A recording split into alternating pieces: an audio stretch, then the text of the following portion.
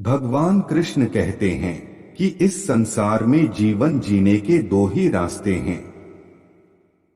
एक तो ज्ञान का मार्ग और दूसरा सांसारिक लोभ का। हर इंसान अपने मन का दास होता है। हमारा मन जैसे जैसे मार्ग दिखाता है उसी ओर हम चल पड़ते हैं। कई लोग अपने जीवन से संतुष्ट नहीं होते। ऐसे लोगों को जीवन में हर समय ही दुख, परेशानियां और निराशा ही रहती है। जो असंतुष्ट है वह धैर्य नहीं धारण कर पाएगा। धैर्य, सब्र ये ऐसे शब्द हैं जो संकट की घड़ी में काम आते हैं।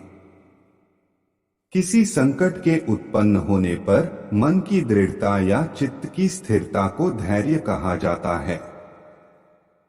आज की भागती दौड़ती जिंदगी में अगर किसी से कहें कि धैर्य रखना सीखो तो लोग इसे बड़े हल्के में लेते हैं। उन्हें लगता है दुनिया इतनी तेज और बात धीरज रखने की हो रही है। तेजी से दौड़ते वक्त हम लोगों के पास थोड़ा सब्र करके सोचने का वक्त ही कहाँ है।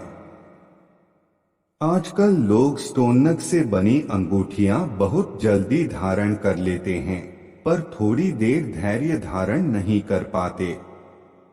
जल्दी उपलब्धि मिले इस चक्कर में उपलब्धि से हाथ धो बैठते हैं।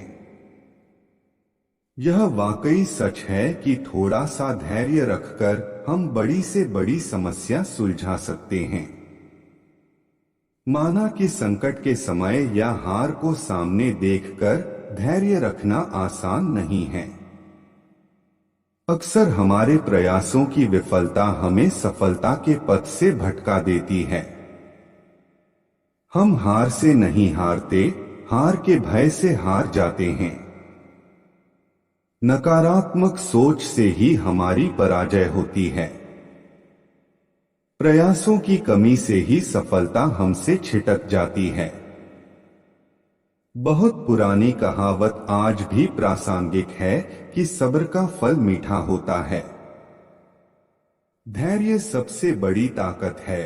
धैर्य बड़ी से बड़ी समस्याओं को ध्वस्त कर देता है। धैर्यवान व्यक्ति केवल जीवन में सफलता ही प्राप्त नहीं करता बल्कि उसका दृष्टिकोण और जीवन जीने का नजरिया भी बदल जाता है। जो व्यक्ति अधीर होता है वह मुश्किल समय में हार मान जाता है और हर जगह उसे नेगेटिविटी ही दिखाई देती है। वहीं धैर्यवान मनुष्य जीवन में सकारात्मक दृष्टिकोण को अपनाता है और अपनी हर परेशानी का हल संयम व बुद्धिमता से प्राप्त कर लेता है। धैर्य एक ऐसा गुण है जो चिंता और घबराहट भरी स्थिति को क्षण भर में शांति में बदल देता है। दिक्कत यह है कि अधिकांश लोग इस गुण के जादुई प्रभाव को नहीं जानते, तभी तो आज जिसे देखो वह अधीर होकर अपने और दूसरों के लिए मुसीबतें खड़ी करता रहता है।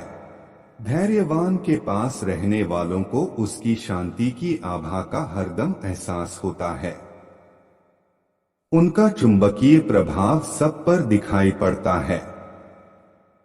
इसके बावजूद हम सभी कभी न कभी अधीर हो ही जाते हैं और उसका खमियाजा भी भुगतते हैं। हर कोई अपनी अधीरता से मुक्त होना चाहता है, लेकिन कोई इसका तरीका नहीं जानता। धैर्य को धारण करना एक रचनात्मक प्रक्रिया है जो हर कोई बड़ी आसानी से कर सकता है। अधीरता के निर्माता हम खुद हैं। जैसे हमने निरंतर अधीर रहने की आदत को कई साल से पाला पोसा है, ठीक उसी तरह हम धैर्य रखने की आदत भी डाल सकते हैं। जो लोग धैर्यशील होते हैं उनकी बुद्धिमत्ता और गंभीरता का स्तर दूसरों से कई गुना अधिक ऊंचा होता है। जय श्री कृष्णा। दंडवत प्रणाम।